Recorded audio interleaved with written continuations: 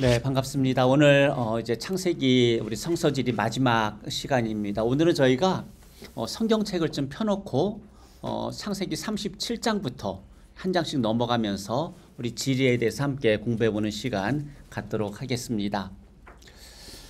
지금까지 여러분 살면서 가장 기억에 남는 장소 하면은 여러분 어디가 있으세요? 지금까지 내 인생에서 가장 기억에 남는 장소. 네. 네.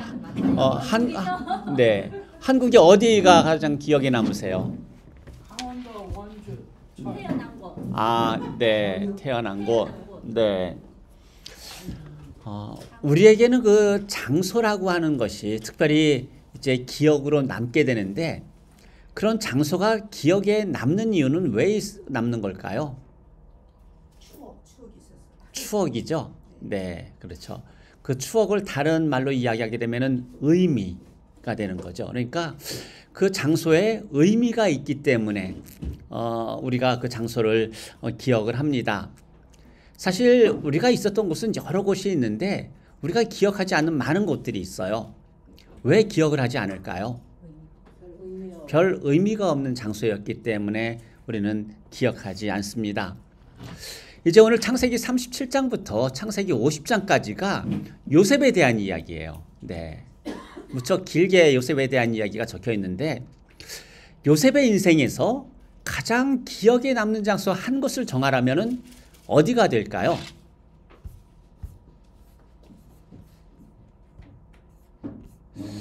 요셉의 인생에서 가장 기억에 남는 장소 한 곳. 꿈속에서 하나님하고 싸우던 장소. 네, 베델. 네. 베델도 목사님 요셉. 죄송합니다. 야곱이군요. 그거는 요셉. 네, 요셉의 인생에서. 네. 야곱 같은 경우는 그랬을 거예요. 네, 베델이 인생에 많이 이제 기억에 남았을 것이고 또 어디가 또 기억에 남았을까요? 바다나람. 예, 거기서 고생했던 그 시간들. 네, 라반의 집에 있으면서 고생했던 시간들. 그 부엘세바도 좀 기억에 많이 남겠죠. 형 속이고 아버지 속였던 그런 장소. 네. 요셉은 어디가 좀 기억에 남을까요? 어디를 자기의 인생에서 중요한 곳이라고 생각했을까요? 우렁텅이 빠져. 네. 예, 그렇죠. 웅덩이에 이렇게 들어가 있던 곳. 네. 또 애굽도 요셉에게는 또 큰 의미가 있는 그런 장소일 겁니다. 특별히 이제 오늘 그 요셉에 대한 이야기를 보면서 요셉에게 왜 이것이 그렇게 의미가 있는 곳이었을까라는 걸 한번 생각해 보길 원합니다. 우리가 특별히 우리 삶에서 이것이 참 나에게 의미가 있었어라고 말할 때 우리는 어떤 생각에서 그것을 의미 있는 곳이라고 그렇게 말하는 것일까도 함께 생각해 보는 시간 갖도록 하겠습니다. 먼저 그 창세기 37장 여러분 성경을 보시게 되면 요셉이 이제 형들로부터 왕따를 당하는 그런 내용이 나오게 되죠. 그 1절부터 보게 되면은 야곱이 그 아버지가 거류하던 그곳 헤브론에 지금 거류했다고 이야기합니다. 우리 지난 시간에 이야기했던 것처럼 헤브론이나 마므레나 기랏 아르바나 다 같은 지명이라고 하는 것 함께 나누었었는데 여기에 보게 되면 2절에서 이렇게 이야기하고 있어요. 야곱의 족보는 이러하니라 하면서 요셉이 17세의 소년으로서 그의 형들과 함께 양을 칠 때에 이렇게 말하고 있어요. 이 말은 어떤 의미일까요? 요셉이 형들과 함께 양을 쳤다는 말일까요? 요셉은 한 번도 양을 안 쳐봤다는 이야기일까요? 형들과 함께 양을 쳤다니까. 쳤었죠. 네, 예. 요셉도 형들하고 같이 양을 쳤던 사람이에요. 예. 그런데 요셉이 형들하고 같이 양을 치지 않게 되는 사건이 기록이 되어 있습니다. 뭐냐면 그 요셉의 형들이 이 빌하하고 같이 있을 때 있었던 그런 일들을 아버지 야곱에게 그대로 다 일러 바친 거예요. 이 일 때문에 형들이 요셉을 미워하기 시작합니다. 그런데 그런 상황에서 아버지 야곱이 요셉만 사랑하는 거예요. 그러니까 그 동생 요셉을 더 미워하는 그런 마음이 들게 되죠. 그래서 4절에 보게 되면은 그의 형들이 아버지가 형들보다 그를 더 사랑함을 보고 그를 미워하여 그에게 편안하게 말할 수 없었더라. 이제부터는 요셉을 데리고 양을 치러 가지 않습니다. 이 전에까지는 양을 치는 일도 요셉이 함께 했었다는 그런 이야기입니다. 그런데 그런 요셉이 꿈을 꾸고 어떻게 합니까? 자기가 꿈꾼 이야기를 형들에게 이야기를 하고 더 형들로부터 완전한 미움을 받습니다. 그리고 나서 창세기 37장에 보게 되면 형들이 그 아버지의 양떼를 세겜에 가서 쳤다라고 이야기하고 있어요. 우리 세겜 그 앞에 나오는 지도 보이는데 우리 지난 시간에 이야기했던 것처럼 그 에발산과 그리심산, 축복의 산과 저주의 산이 있는 곳, 그곳이 세겜입니다. 그런데 이 형들이 세겜에 갔을 때 아버지 야곱이 요셉에게 뭐라고 이야기하냐면은 형들이 있는 세겜에 가서 형들과 양들이 잘 있나 보고 오라고 말하잖아요. 그러면서 요셉을 혼자 보냅니다. 지금 형들이 세겜에서 양을 치고 있는데 아버지 야곱이 요셉을 그곳에 혼자 보낸다는 것은 어떤 의미를 갖고 있을까요?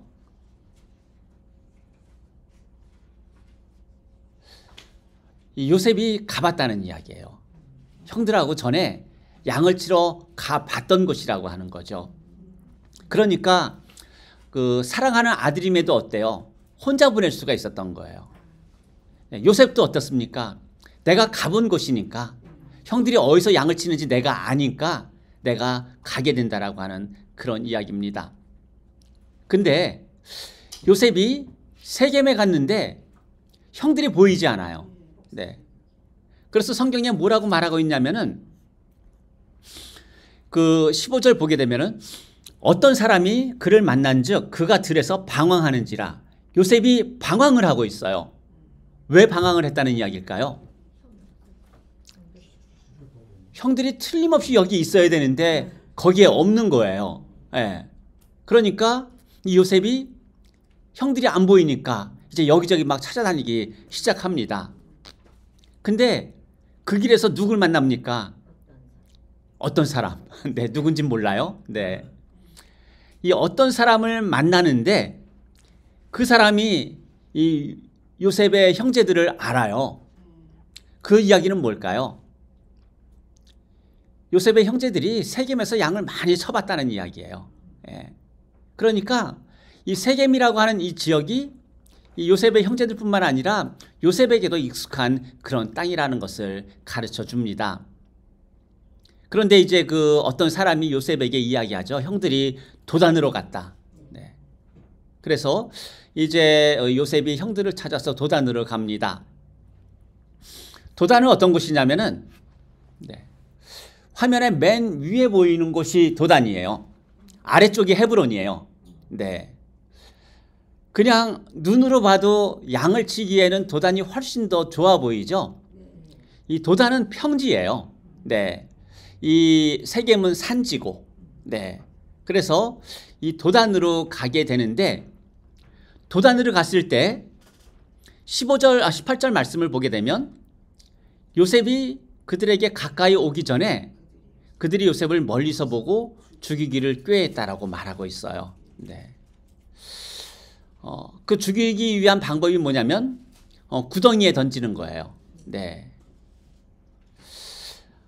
그런데 르우벤이 어떻게 이야기합니까? 21절에서 이제 그를 살리려고 생명만을 해하지 말자라고 21절에서 말하고, 그래서 24절에서 이제 구덩이에 던지는데 그런데 그곳에 물이 없습니다. 물이 없다는 이야기는 요셉이 앞으로 어떻게 된다는 이야기입니까? 죽게 된다는 그런 이야기예요. 물이 없으니까 구덩이에 있는데. 그런데 자, 지금 앞에 지도가 있는데 지금 여기가 세겜이고 헤브론이고요. 요쯤이 세겜이에요. 그리고 그 위가 도단인데 여기가 도단이에요. 네. 그런데 여기서 보게 되면은 헤브론은 이 밑에 있어요. 이 밑에가 여기가 헤브론이고 세겜이고, 네. 도단이 어디쯤 될까요? 한 여기 어디쯤 될 거예요. 여기 어디쯤 도단이. 네. 네.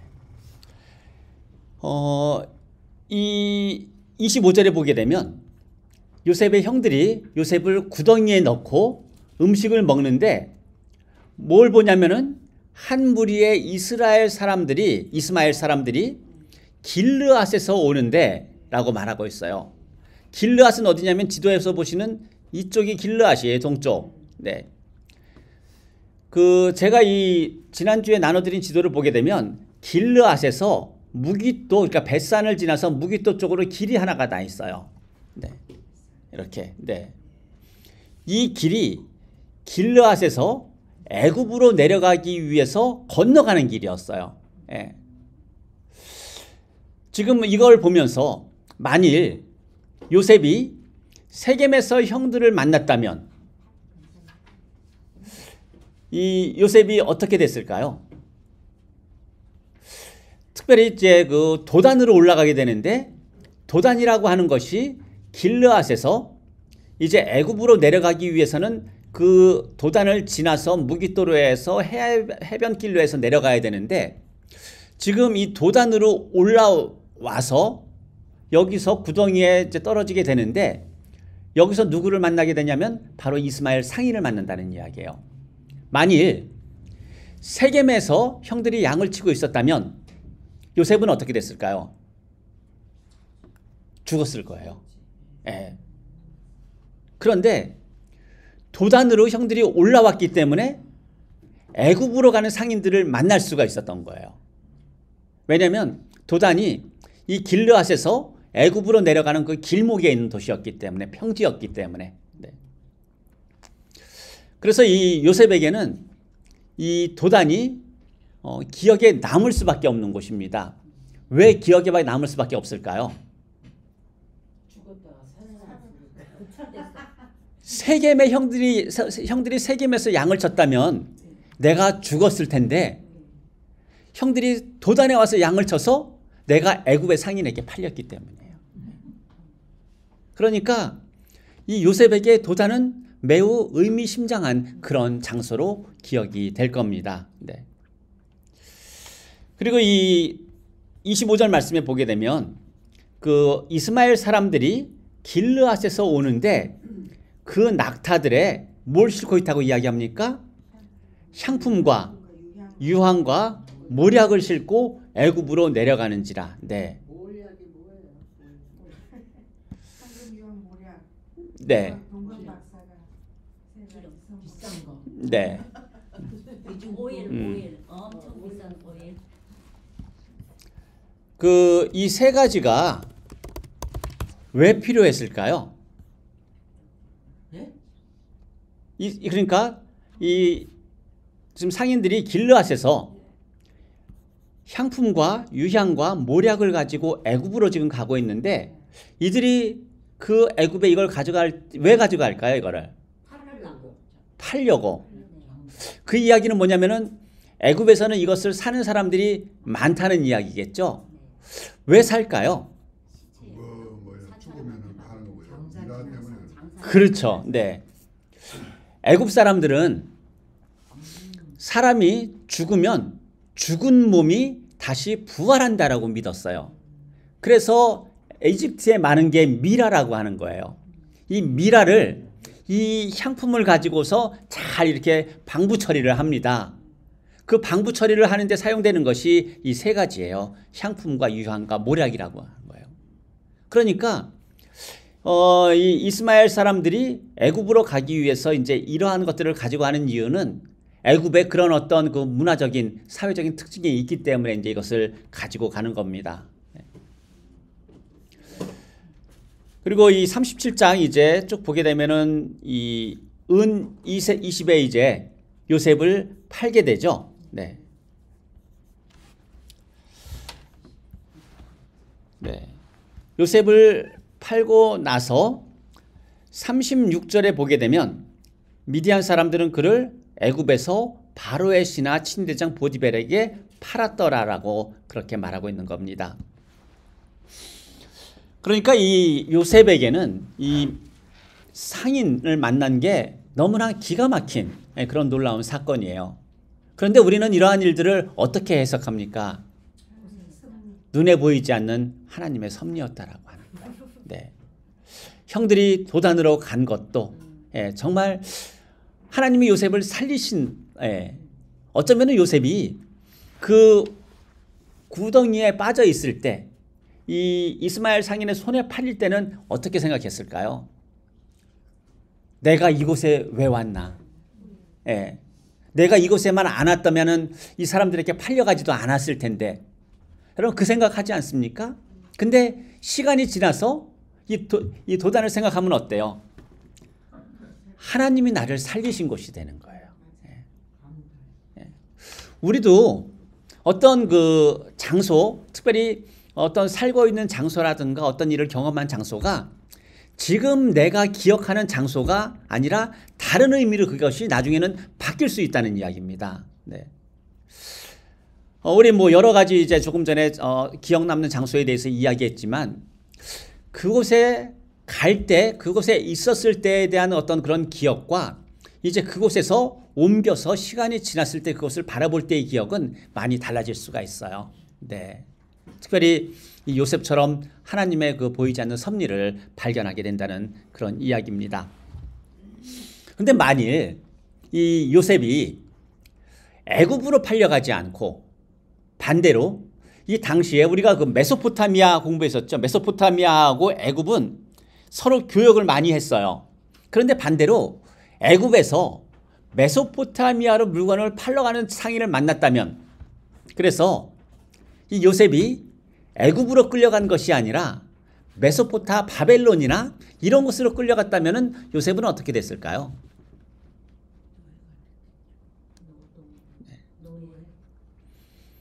아마 정말 끝까지 아마 힘든 삶을 살았을 거예요.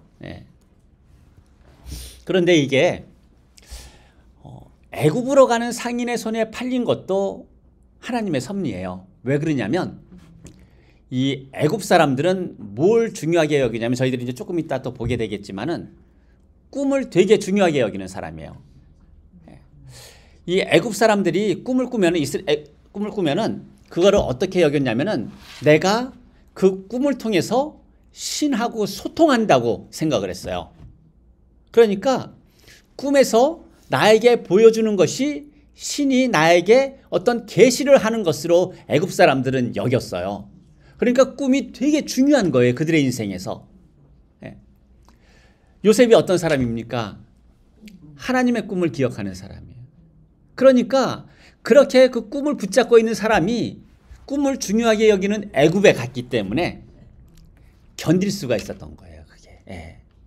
왜냐하면 하나님께서 나에게 보여주시는 그런 계시로 그렇게 여길 수가 있었기 때문입니다. 그러니까 이 하나님의 보이지 않는 섭리는 너무나 참 뭐라고 이야기해야 될까요? 그냥 신묘막측하다고 우리는 이야기할 수밖에 없어요. 근데 그 신묘막측함을 요셉은 그 순간에는 깨닫지 못하잖아요. 나중에 한참의 시간이 지나서 이제 13년의 시간이 지나고 요셉이 애굽의 총리가 되고 그 다음에 형들을 만나고 아버지를 만나면서 이 모든 것들이 하나님의 섭리였다라고 하는 것을 깨닫게 된다라고 하는 겁니다. 그래서 저는 오늘 이 지도를 보면서 또 이 준비를 하면서 우리가 살아가는 많은 장소들이 있는데 그곳이 잘 생각해 보게 되면 그런 어떤 보이지 않는 섭리들을 발견하게 된다는 이야기입니다. 그래서 항상 그래서 지금 내 눈에 보이는 것이 전부가 아니라 우리는 지금 내 눈에 보이는 것을 또 다른 의미로 해석할 날이 온다라고 하는 것을 또 생각하면서 지금의 시간들 또한 잘 보내야 될 줄로 믿습니다. 네, 그렇죠. 네, 예.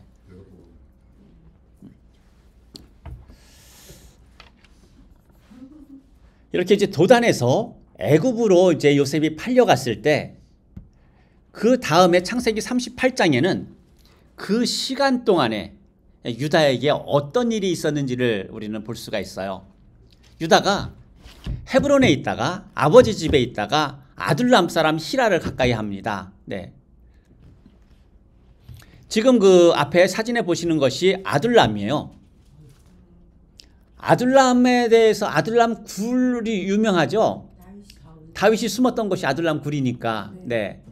이 아둘람 지역은 이렇게 돌이 많은 지역이에요. 네.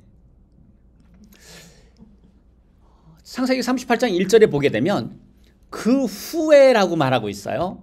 이 그 후에라고 하는 이야기는 요셉의 형제들이 요셉을 미디안 상인들의 손에 판 이후에라고 하는 그런 말이에요. 자기 형제들로부터 유다가 자기 형제들로부터 떠나서 아둘람 사람 히라를 가까이 합니다. 네. 왜 유다가 자기 형제들을 떠났을까요? 그리고 이 돌밖에 없는 이쪽으로 가서 아둘람 사람을 가까이 했을까요? 동생은 그렇게 해서 네. 죄책감이 들었어요. 사실 여기 그림을 봐도 이 사람이 살 수 있는 그런 곳이 아니에요. 사람이 숨는 곳이라고 하는 이야기예요. 네. 그래서 저는 이 유다가 형제들을 떠나서 사람들이 살지 않는 아둘람으로 갔다라고 하는 그 말씀을 보면서 어쩌면은 요셉을 미디안 상인에 판 자기의 어떤 죄책감 때문이 아닐까? 이런 생각도 해볼 수가 있는 거예요. 네. 사실 우리도 그런 경우들이 있지 않습니까? 어떤 일이 생기거나 어떤 문제를 만나거나 어떤 사건이 생기면은 이 유다처럼 어떤 동굴로 숨는 사람이 있고, 네. 또 어떤 분은 또 뭐랄까요? 스트레스 받으면은 막 먹는 분들도 계시고요. 네. 또 스트레스 해소하기 위해서 여행하기도 하고 여러 가지 있잖아요. 어떻게 하세요? 스트레스 받으실 때, 네, 문제 생기면은 다 하세요?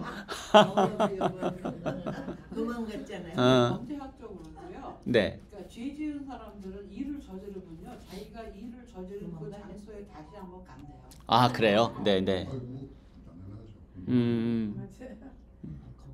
네. 유다도 그랬던 것 같아요. 유다가 좀 계층 정신이 있나 보다. 유다가 새로운 글쎄요, 개척 정신이 있었던 건지 아니면은 그 요셉을 판 죄책감 때문에 정말 아무 생각 없이 살았던 건지, 네, 그건 알 수가 없어요. 왜냐하면 지금 요셉이 애굽으로 팔려간 다음에 요셉을 행동을 하는 걸 보게 되면은 정말 아무 생각 없는 사람처럼 보여요.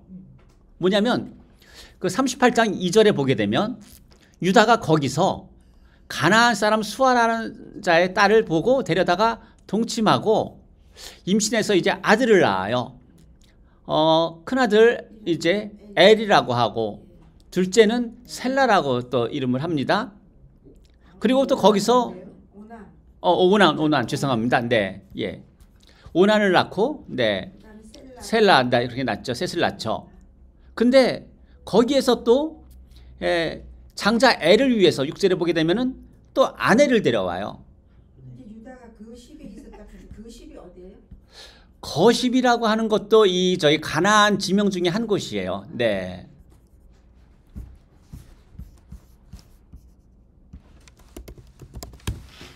근데 제가 여기 있다가 보니까 갑자기 유다가 중간에 끼어드는데 왜 이게 들어가는지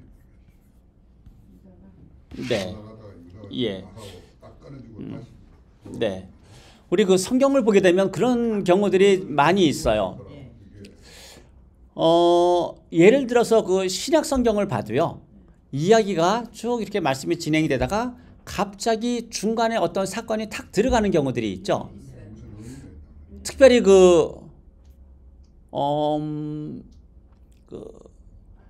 혈루병을 앓았던 여인에 대한 이야기. 네. 예수님이 해당장 야유로 딸을 살리러 가는 그 이야기 중간에 네. 혈루병 여인이 예수님의 옷자락만 만져도 나을 것 같다는 그 이야기가 톡 들어가 있어요. 네. 그게 왜 거기 들어가 있을까요? 네. 그거 사건 순서로 하면 그렇게 되는 거 아니에요? 특별히.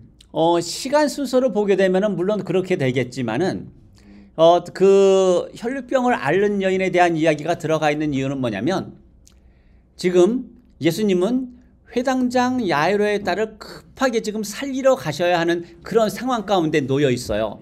그런데 예수님이 지금 빨리 달려가도 그 딸을 살릴까 말까라고 하는 그런 생각을 가지고 있는 야이로 회당장이 있는데 멈추신 거예요.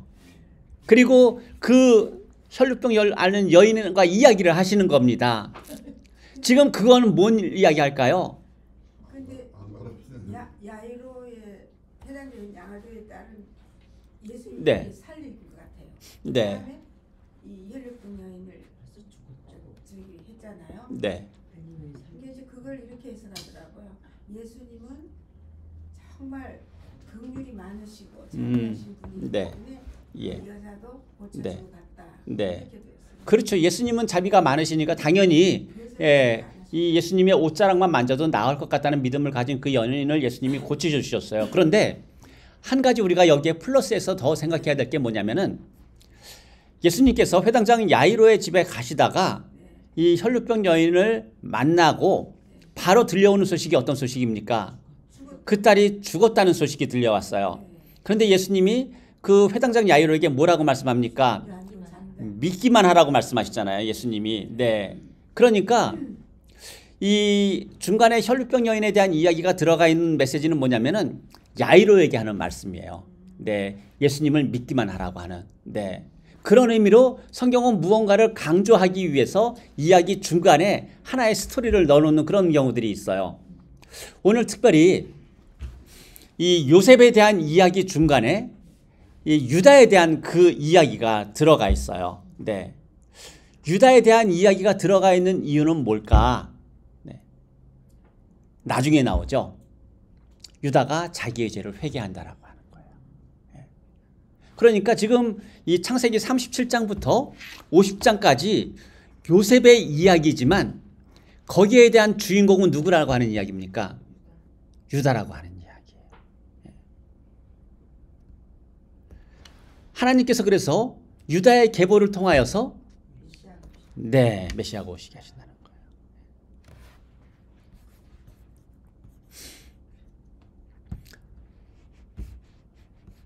그래서 이 지금 그 여기 말씀으로 지금 이제 거십에 거했다라고 지금 나오지 않습니까? 이 거십은 어디냐면은 이 아둘람에서 너무나 먼 곳이에요. 해안가 쪽이에요. 예.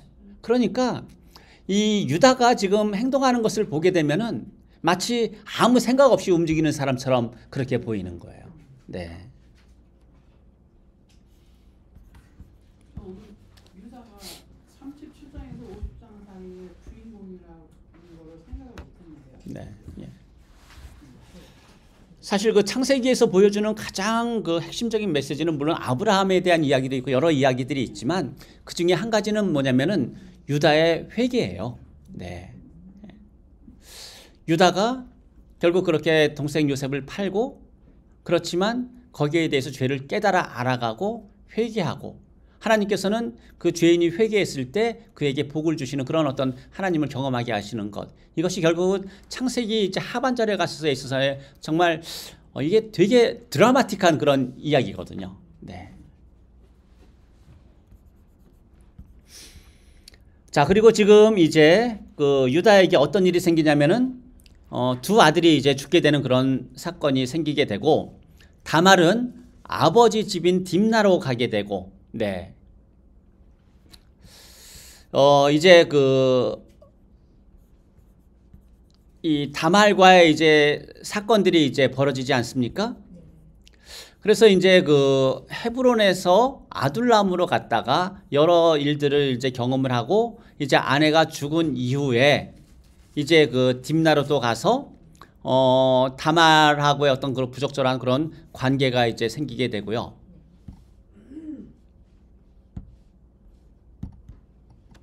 네.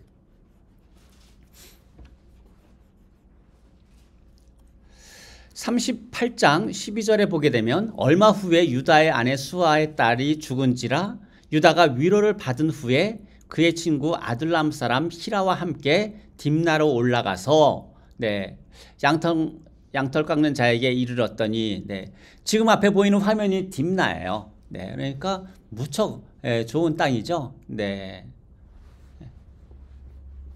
근데 여기서 이제 유다가 다말과의 그런 부적절한 그런 관계를 갖게 됩니다. 이 유다에게 딥나는 여러분 어떤 곳으로 기억이 될까요?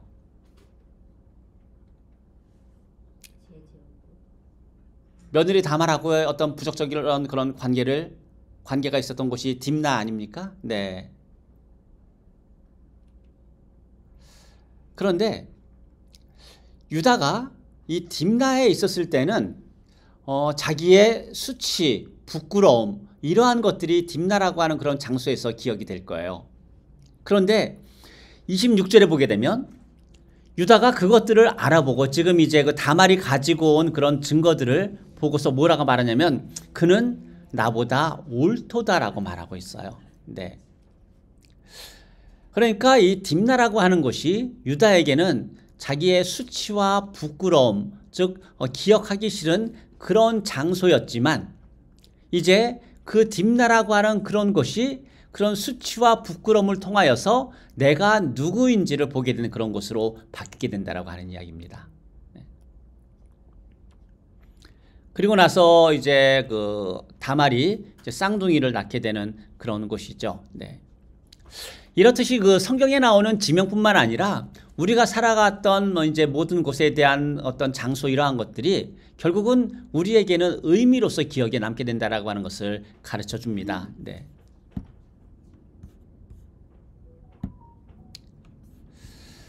그리고 39장에 와서 다시 요셉에 대한 이야기로 이제 변경이 됩니다. 네. 요셉이 애굽에서 이제 여러 일들을 경험합니다. 39장 1절부터 나오는 이야기는 이제 바로의 신하 친위대장 보디발의 집에서 이제 그 모든 일들을 잘 감당하고 있는 이 가정 총무로서의 요셉에 대한 이야기가 나오게 되고요. 그리고 나서 바로 이어서 보디발의 아내의 사건이 나와요. 네. 그리고 감옥에 갇히게 되고 이제 왕의 죄수들도 함께 그 감옥에 갇히게 됩니다. 네. 그래서 이 요셉이 앞에 나와 있는 지도가 요셉이 그 애굽에 팔려갔을 때 그때 그 여정 길에 대해서 이렇게 나오는데 이쪽 그 그린색 녹색으로 되어 있는 이쪽이 해안길로서 상인들이 주로 다니는 그런 길이었어요. 그리고 우리 그 조금 전에 그 앞에 화면에서도 잠깐 볼까요? 네. 여기 지도에서 보듯이 오른쪽에 길르앗이 있는데 그 메소포타미아는 그러니까 이 메소포타미아가 이 위쪽 북쪽에서 이렇게 내려와서 네. 애굽으로 이렇게 내려가는 길이 이제 생기게 되는 거고요. 그래서 이 길르앗 사람들 당시 그 상인들은 주로 이쪽 뭐 길르앗이나 암몬이나 이쪽에는 어떤 그런 뭐 향품이나 이러한 것들에 대한 어떤 그 소스가 없어서 이러한 것들을 어디 가서 사오냐면은 메소포타미아에 가서 사왔어요. 네. 왜냐하면 메소포타미아 티그리스 강 뒤쪽에 있는 그 산맥 지역에 가게 되면은 여러 이제 자원들이 풍부한 지역이기 때문에 그곳에 올라가서 물건을 사서 그것을 애굽에 가서 팔고 또다시 애굽에서 물건을 사서 메소포타미아에 가서 팔고 이렇게 교육을 하는 사람들이 주로 이쪽 길로 이렇게 많이 다녔습니다. 네.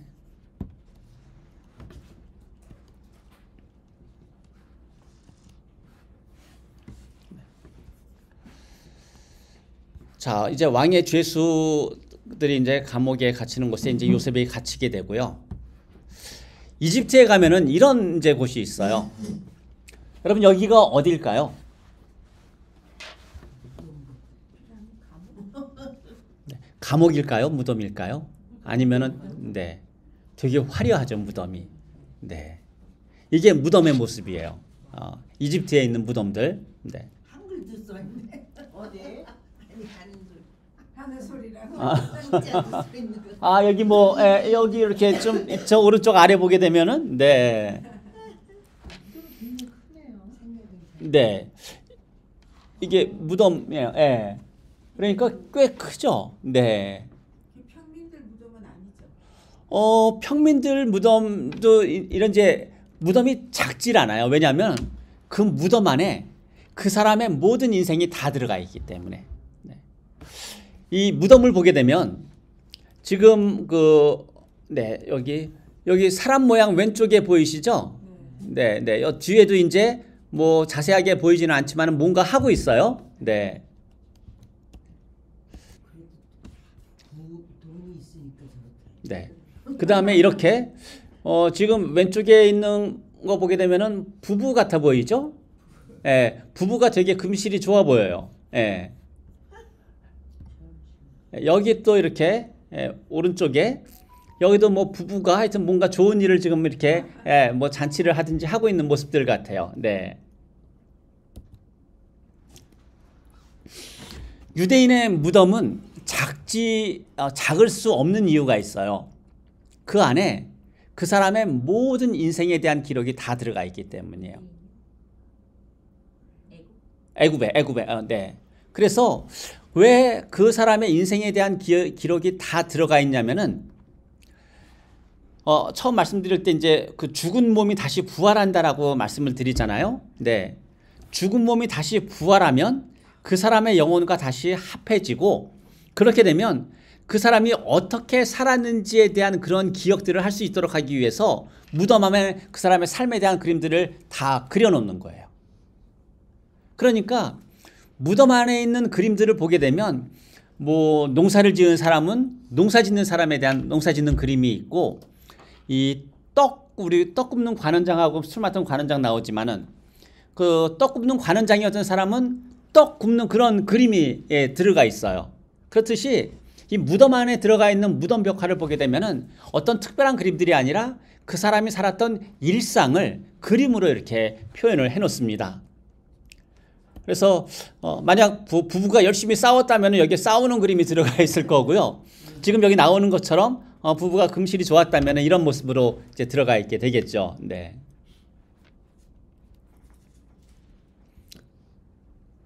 그런데 그 이집트 무덤 중에서 베니 하산이라고 하는 곳이 아주 유명합니다. 지금 이제 그림에 보시는 것이 베니 하산인데, 여기가 이집트예요. 이제 삼각주지요. 베니 하산은 여기 한참 떨어져 있는 이집트 중부 내륙으로 내려오게 되는데, 여기는 여러 무덤들이 있어요. 한 200 몇 개의 무덤이 있다 그래요. 되게 많은 무덤들이 있는데, 네. 그 무덤에 들어가게 되면 이런 벽화들이 있어요. 네. 그다음에 또 이런 벽화들이 있어요. 잘 지금 안 보이실 것 같기도 한데, 네. 이건 뭐냐면은 이 애굽에 내려간 상인들이 물건을 가지고 온 모습들이에요. 팔려고. 예. 뭐 이러한 것들도 가지고 오고, 네. 그래서 이제 이거는 이제 여기 있는 거는 물건이 아니라 이거는 애굽의 그 상형 문자예요. 글자예요. 네. 여기에 이제 뭐 여러 이제 물건들을 가지고 이렇게 싣고 이렇게 온다라고 하는 것. 네, 이런 그림들이 있어요.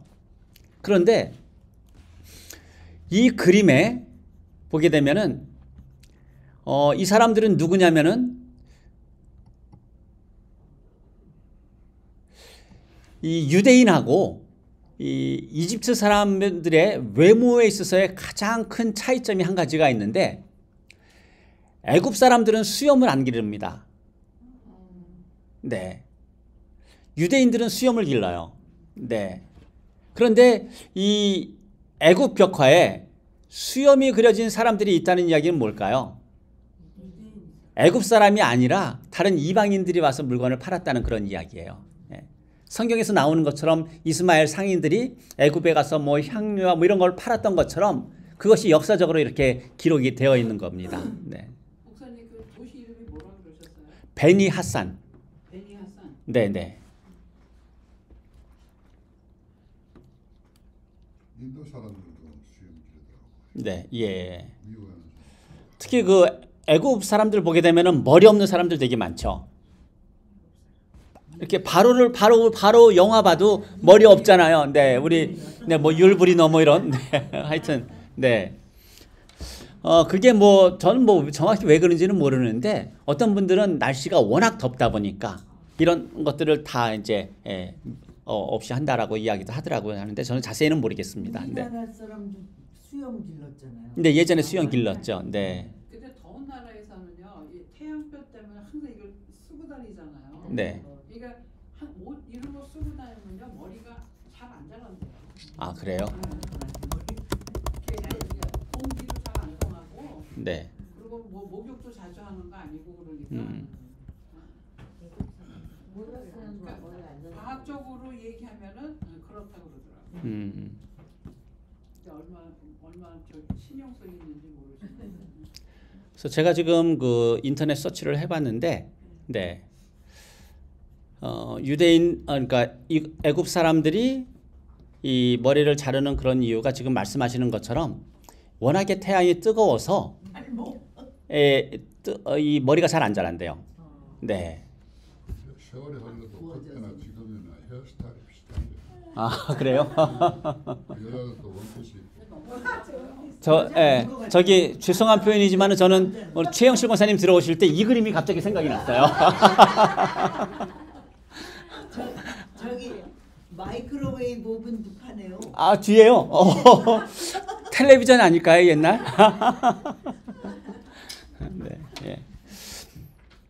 자, 그래서 여기 벽화 중에 이런 벽화도 있습니다. 네, 이게 무슨 벽화일까요? 네, 어느 쪽이 떡일까요? 이쪽이요. 네, 왼쪽이 떡 만들고 있는 거고요. 지금 밑에 지금 잘 안 보이지만은 오른쪽이 술 만들고 있는 거예요. 네. 네. 머리 그 사람들이 이집트가 흑인이 있나 봐 보니 그림이 네. 그 지금은 오히려 밑으로 내려가게 되면은 그 당시에 우리 그 에티오피아 넷이 이제 그 나오지 않습니까? 지금의 이제 뭐 에티오피아 수단, 그러니까 아프리카 중부 내륙 쪽으로 들어가는 건데요. 네. 그래서 근데 또 영화나 이런 걸 보게 되면은 또 또 백인들이 또 많이 이렇게 근데 이디오피아 사람들이요. 네. 굉장히 잘생겼어요. 네. 여자도 남자도 그리고 다크하지가 않아요. 마이크 같은데. 네. 안 그래요. 제 친구가 이디오피아 여자애가 있었는데 얼마나 이쁜지 몰라. 하얗고. 사람에 따라 우리 바타는 이디오피아 근데 그 이디오피아 사람도 얼굴이 우리 좀 틀려요. 이렇게 생긴 모양. 자그마한 시커먼데 완전히 틀려. 이디오피아 옛날에 이디오피아 대통령이 한국에 오셨을 때 그때 중학생이었거든요. 그 김포 그 길에 나가서 이렇게 웃기 흔들었어. 한영 교복 입고. 이디오피아가 세계 가난한 나라 세계에서 몇째가죠? 둘째나 셋째.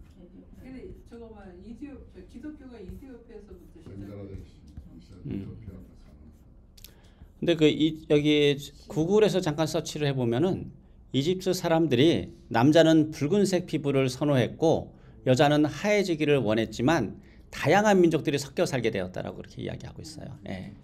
네. 그냥 완전 흑인은 아니고요. 다 네. 흑인한데 얼굴형이 되게 잘생겼어요. 자, 우리 이제 창세기 40장 요셉이 이제 관원장의 꿈을 해석을 합니다. 네. 40장 보게 되면은 그 보디발이 요셉에게 그 떡 굽는 관원장하고 그 관원장을 수종 들게 하고요. 그런데 이 두 관원장이 같은 날 두 가지 비슷한 꿈을 꿉니다. 그래서 첫 번째 그 술 맡은 관원장의 꿈을 이제 그 요셉이 해석을 해주게 되고요. 그다음에 떡 굽는 관원장에 대한 꿈도 요셉이 해석을 해주게 됩니다. 네. 그런데 그 성경에 보게 되면 이 술 맡은 관원장과 떡 굽는 관원장이 꿈을 꾸고 난 다음에 이들이 근심했다라고 말하고 있어요. 8절에 보게 되면 40장 8절입니다. 그들이 그에게 이르되 우리가 꿈을 꾸었으나 이를 해석할 자가 없도다. 요셉이 그들에게 이르되 해석은 하나님께 있지 아니하나이까. 네. 이 술 맡은 관원장하고 떡 굽는 관원장이 지금 근심한 이유를 성경은 뭐라고 말하고 있는 걸까요? 해석을 할 수가 없어서. 네. 내가 이상한 기분 나쁜 꿈을 꿔가지고 이 사람들이 근심하는 게 아니라 꿈을 꿨는데 그 꿈을 해석을 할 수가 없어서 근심하고 있는 거예요. 왜 그러냐면 꿈은 신이 나에게 무언가를 알려주는 거다라고 그렇게 믿었기 때문이에요. 네. 그러다 보니까 이 두 관원장은 이상한 꿈을 꾼 거에 대한 근심이 아니라 이 꿈을 해석해서 내가 그 뜻을 알고 그 신이 나에게 원하는 대로 내가 해야 될 텐데라고 하는 그런 생각이 있으니까 이들이 지금 그 해석을 못해서 지금 근심을 하고 있는 겁니다. 그리고 요셉이 이제 그 두 관원장의 꿈에 대해서 해석을 해주게 되죠. 네.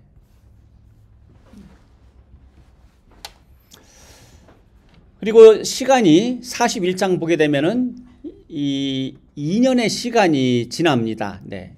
술 맡은 관원장이 요셉이 꿈을 해석해 준 대로 이제 풀려나게 되고 떡 굽는 관원장은 이제 죽게 되는데 그 이후에 2년 후에 바로가 꿈을 꿉니다. 네. 그런데 바로가 꿈을 꿨는데 이 애굽에 있는 어떤 그 점술가나 아니면은 그 꿈을 해석해 주는 사람들을 다 불러 모아도 바로의 꿈을 해석하는 그런 사람들이 없었어요. 사실 애굽에서 바로는 그 신과 같은 그런 사람 아닙니까? 그런데 신으로 여겨지는 그 사람이 왜 자기가 꿈을 꾼 것에 대해서 이렇게 또다시 많은 또 꿈을 해석할 수 있는 사람들을 불러 모으는 걸까요?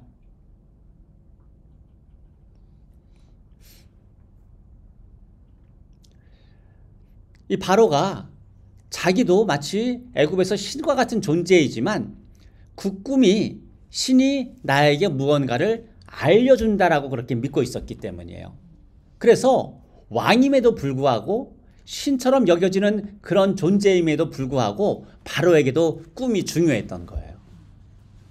그런데 그렇게 꿈을 중요시 여기는 그 나라에 누가 갔냐면은 요셉이 지금 가게 된 겁니다. 그러니까 이 모든 것들도 하나님의 놀라운 그런 섭리를 보게 되는 거예요. 이제 그 술 맡은 관원장이 요셉을 기억을 하고 요셉을 부릅니다. 요셉을 부를 때 요셉이 어떻게 가냐면은 수염을 깎고 14절 말씀을 보게 되면 수염을 깎고 옷을 갈아입고 바로에게 가요. 네. 지금까지 그 감옥에 갇혀 있었던 죄수였는데 이제 수염 깎고 옷을 갈아입고 바로에게 간다는 이야기는 과연 어떤 의미를 우리에게 줄까요?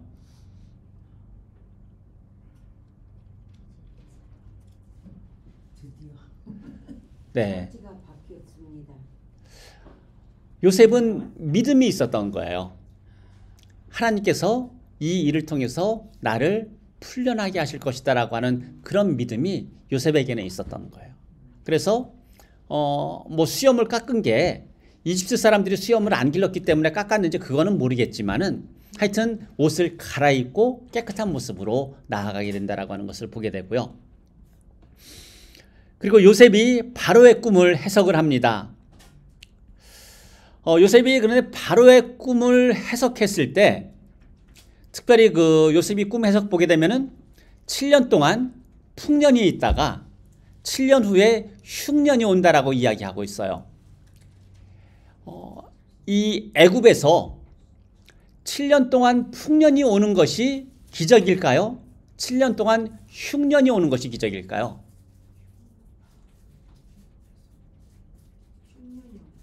흉년이요.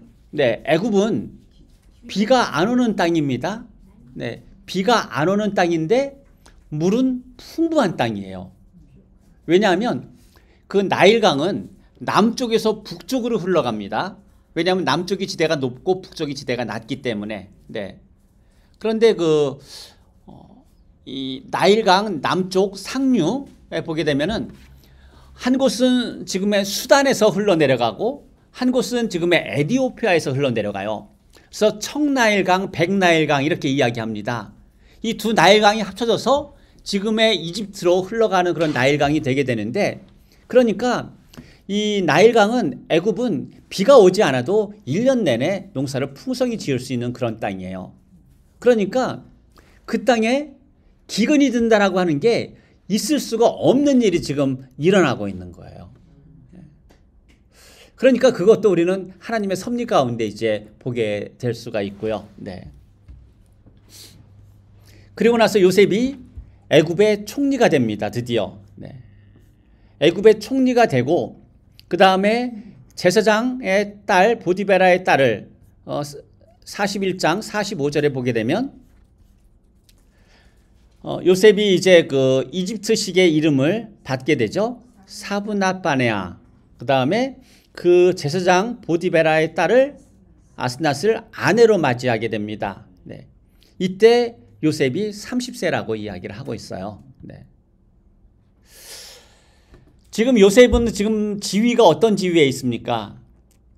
애굽의 총리예요. 네. 위에는 왕밖에 없고 왕이 요셉에게 모든 것들을 다 맡겼어요. 다 맡겼다는 이야기는 뭘까요?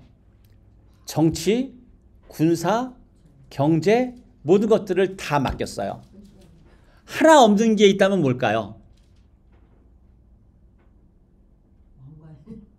종교. 네. 그런데 제사장의 딸을 아내로 맞이했어요. 그러면은 요셉에게 없는 힘은 뭘까요?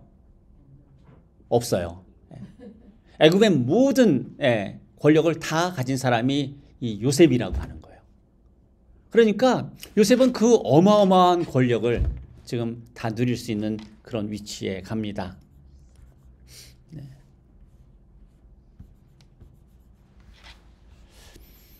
그런데 또 하나의 기적은 뭐냐면 바로가 이 요셉이 꿈을 해석하는 것을 듣고 요셉의 말대로 해야 하는데 그 사람을 누구를 지명하나요? 요셉을 지명합니다. 요셉이 바로에게 그랬거든요. 이 애굽에서 총명한 사람, 지혜 있는 사람 택해서 이 일들을 다 주관하게 하라고. 근데 이 이전에 그 바로가 애굽에 있는 모든 현인들, 똑똑하다는 사람들은 다 불러 모아서 자기의 꿈을 이야기했는데 해석하는 사람들이 아무도 없었고 요셉만이 지금 그 꿈을 해석했어요. 그러니까 그 땅에서 가장 총명하고 지식이 있고 이 모든 일들을 할 수 있는 사람은 요셉밖에 없었다는 이야기겠죠. 네. 그래서 이 히브리 사람임에도 불구하고 분명히 술 맡은 관원장이 바로에게 내가 전에 히브리 청년을 만났다라고 이야기를 했었거든요. 이 애굽 사람들이 좀 이렇게 멀리하고자 했던 히브리 사람들인데도 불구하고 요셉을 총리로 세우는 그런 일도 일어나게 됩니다. 근데 보면은 요즘 세상이랑 비교해 보면요, 제가 생각하기에는 그러니까 우리들이 만약에 그런 감옥 생활하다가 죄인에서 총리까지 되면은 기고만장이 되잖아요. 많은 네, 사람들이. 그렇죠. 제가 보기에는 요셉이 엄청 겸손했던 것 같아요. 네. 그래서 더 많이 맡기지 않았나 싶어요. 그리고 총리가 된 이후에도 요셉도 그런 믿음이 있었던 것 같아요. 이 바로에게 꿈을 보여준 것에 대해 꿈 거에 대해서 요셉이 뭐라고 이야기하냐면은 하나님이 보여주신 거라고 이야기하지 않습니까? 그러니까 비록 꿈은 바로가 꾸었지만 요셉은 하나님께서 보여주신 꿈이었기 때문에 그 일에 대해서 충실할 수밖에 없었던 거겠죠. 네, 네, 네.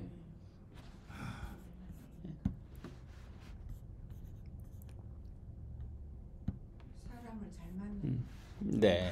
바로 걸려서 네. 잘 만나. 자, 창세기 42장에 이제 요셉의 형들이 애굽으로 내려가게 됩니다. 네. 왜냐하면 가나안 땅에 이제 기근이 들었기 때문이에요. 네. 가나안 땅뿐만 아니라 이제 온 지역이 다 기근이 들었다라고 이렇게 말하고 있고, 이렇게 요셉의 형들이 이제 애굽에 내려갔는데 거기서 시므온이 이제 잡혀 있게 되고 애굽에서 양식을 얻어서 올라오게 됩니다. 네. 올라오게 되는데 그 곡식 그 자루 안에 돈이 있는 것을 발견을 하게 되죠. 네. 그래 하지만 이제 이런 일들을 겪으면서 요셉의 형제들이 다시 가나안 땅으로 돌아오게 됩니다. 네. 이 일 가운데서 이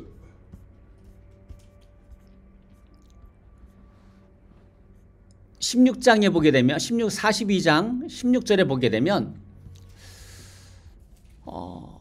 그렇게 말하고 있어요. 너희 중 하나를 보내어 너희 아우를 데려오게 하고 너희는 갇혀 있으라. 네. 지금 누가 하는 이야기일까요? 요셉이 하는 이야기예요. 네. 다시 그런데 요셉이 19절에서 네. 너희가 확실한 자들이면 너희 중 형제 중 한 사람만 옥에 갇히고 너희는 곡식을 가지고 가라라고 그렇게 이야기를 합니다. 네. 그런데 가다가 이제 그 자루에 돈이 든 것을 발견해 내고 그렇지만 이제 다시 이제 가나안 땅으로 돌아가게 되는데 그 다음에 창세기 43장에 보게 되면 이번에는 형들이 베냐민을 데리고 애굽으로 내려가는 말씀이 나와요. 사실 지금까지 요셉이 베냐민은 애굽에 데려가지 못한다는 그런 입장이었어요. 그런데 기근이 심해지고 또 형들이 이제 계속해서 요셉의 형들이 이야기를 하고 특별히 유다가 그 아버지에게 이야기하지 않습니까? 네. 아버지에게 뭐라고 말하나요? 저 아이를 네. 함께 오지 않으면 네. 보지 못할 네. 그렇죠. 네. 예. 유다가 그의 아버지 이스라엘에게 이르되 8절에 보게 되면 저 아이를 나와 함께 보내시면 우리가 곧 가리니 그러면 우리와 아버지와 우리 어린 아이들이 다 살고 죽지 아니하리이다. 그런데 내가 그를 위하여 담보가 되리니. 네. 유다가 이제 등장하기 시작하는 거예요.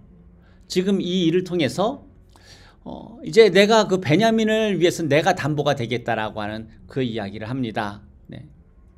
그리고 나서 이 야곱이 이제 허락을 하게 되고 베냐민을 데리고 내려가게 됩니다. 네. 그리고 베냐민을 본 요셉이 이제 말씀을 보게 되면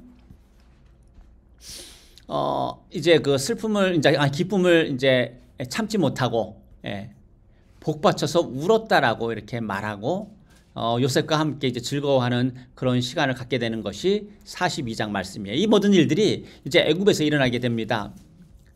그런데 다시 44장에 보게 되면 이 요셉의 형제들이 이 식량을 가지고 다시 가나안으로 올라오는데 은잔이 없어지는 그런 사건이 나오게 되죠. 네. 그런데 은잔이 어디서 발견이 됩니까? 44장 12절 말씀에 보게 되면 베냐민의 자루에서 발견이 되게 되죠. 네.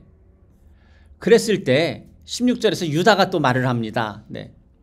우리가 내 주께 무슨 말을 하리이까? 무슨 설명을 하오리이까? 우리가 어떻게 우리의 정직함을 나타내리이까? 하나님이 종들의 죄악을 찾아내셨으니 우리와 이 잔이 발견된 자가 다 주의 노예가 되겠나이다. 네.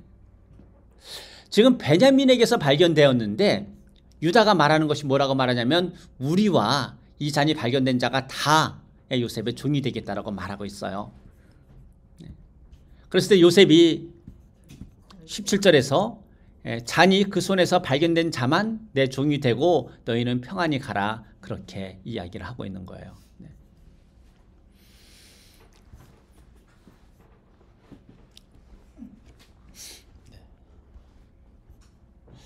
이 구절을 보면은 요셉이요 형들이 자기를 버리고 갔잖아. 근데 네. 찾으러 오지 않았잖아요. 네. 근데 이걸 베냐민은 지금 딱 그 상태 아니에요. 아버지가 지금 베냐민 없으면 죽을 판인데. 네. 근데 유다가 이제 이런 모든 상황에서 33절에 이런 고백을 합니다. 이제 주의 종으로 그 아이를 대신하여 머물러 있어. 예. 내가 베냐민을 대신해서 종이 되겠습니다라고 하는 거예요. 그 아이는 그의 형제들과 함께 올려 보내소서 이야기를 하고 있는 겁니다. 유다가 어떻게 이렇게 변화가 될 수 있었을까요?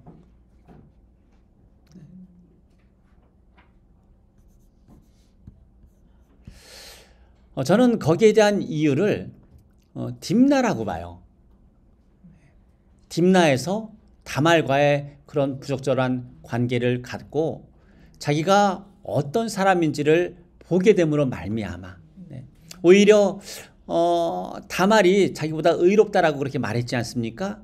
그것을 통해서 자기의 모습을 보면서 이제 점점 자기를 회복해 가기 시작하고 그로 말미암아서 베냐민이 이제 갇히게 되어 있는 그런 상황 가운데서 전에는 요셉을 팔았지만 이제는 자기가 자기의 동생을 대신해서 자기가 종이 되겠다라고 그렇게 자처하는 자리까지 나아가게 됩니다. 하나님이 이걸 보셨을 거예요. 유다의 이런 면을 보시고서 이제 또 다 이 유다 지파를 통하여서 예수님이 이제 나오게 되는 그런 놀라운 일들이 나타나게 됩니다. 네.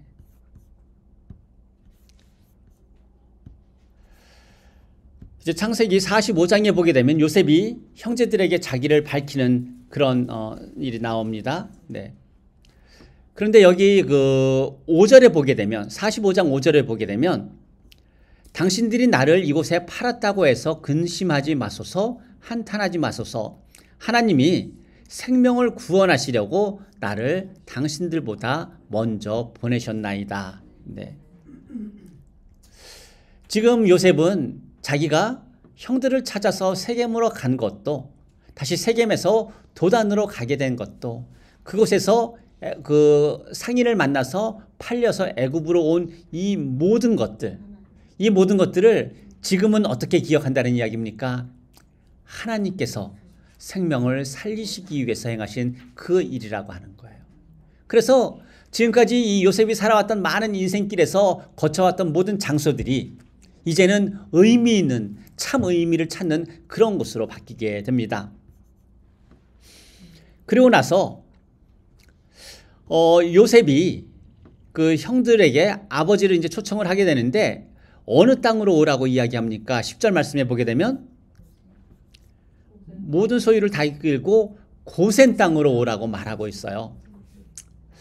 이 고센 땅에 대해서는 지금 그 앞에 보시는 것처럼 이 고센이라고 하는 큰 이쪽 이집트 동쪽이 되겠죠.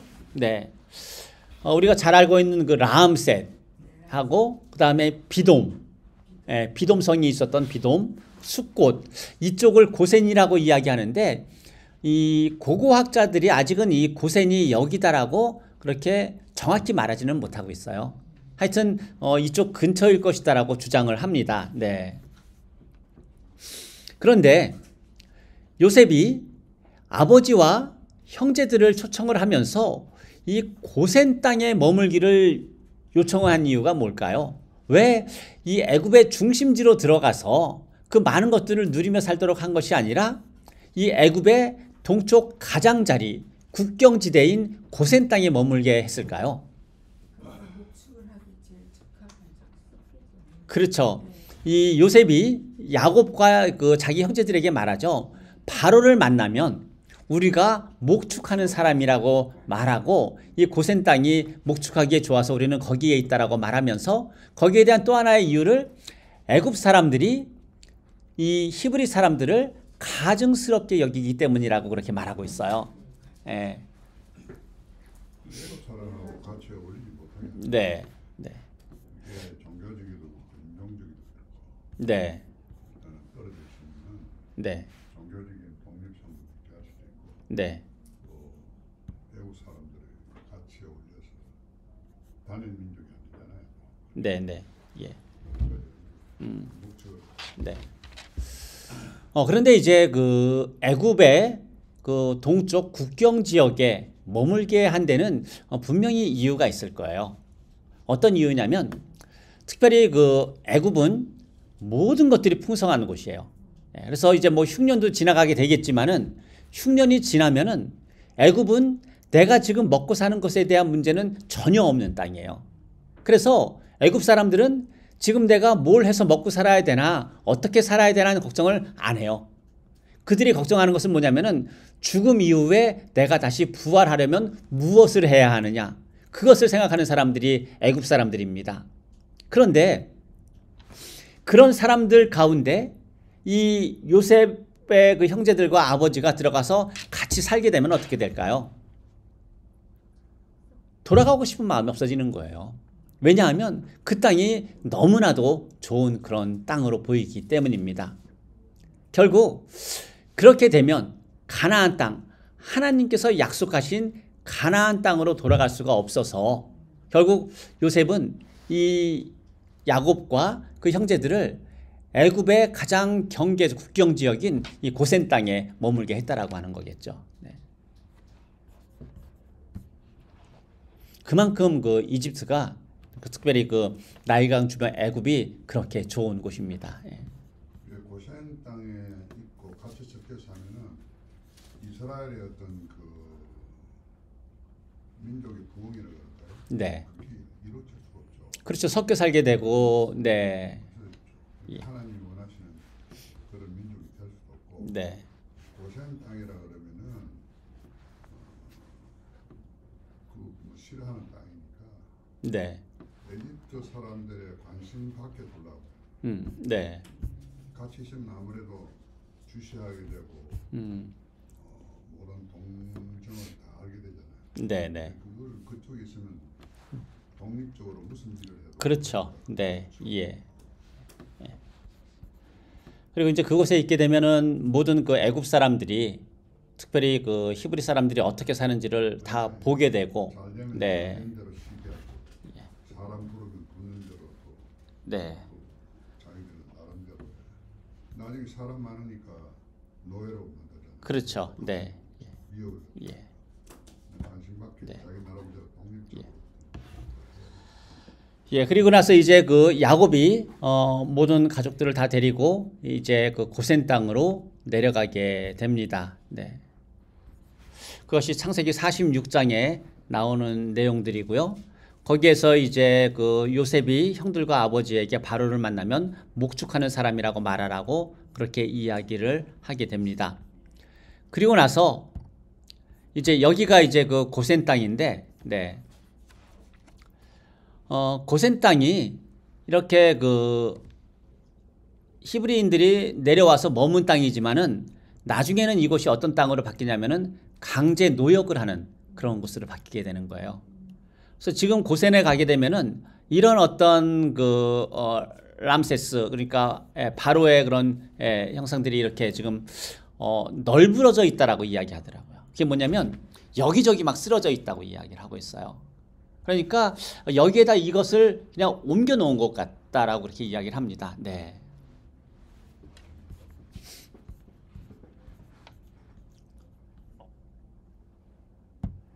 그리고 창세기 47장에 가게 되면 드디어 이제 고센 땅에 정착을 하게 됩니다. 네.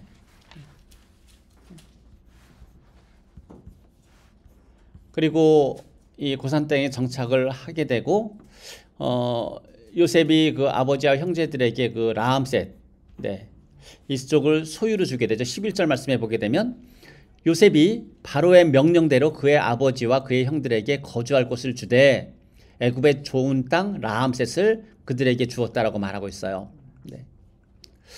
누가 주었다라고 이야기합니까? 요셉이 주었다는 이야기예요. 바로가 명령했지만 준 거는 요셉이 준 거예요. 네. 그리고 나서 기근이 더 심해지게 되고, 네. 심지어 그 애굽에 있는 사람들은 다 바로의 종이 되기를 원할 만큼 그렇게 모든 삶이 이제 어렵게 됩니다.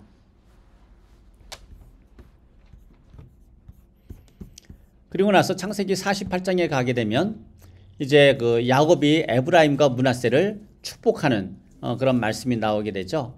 그래서 17절 말씀에 보게 되면 창세기 48장 17절 말씀에 요셉이 그의 아버지가 오른손을 에브라임의 머리에 얹은 것을 보고,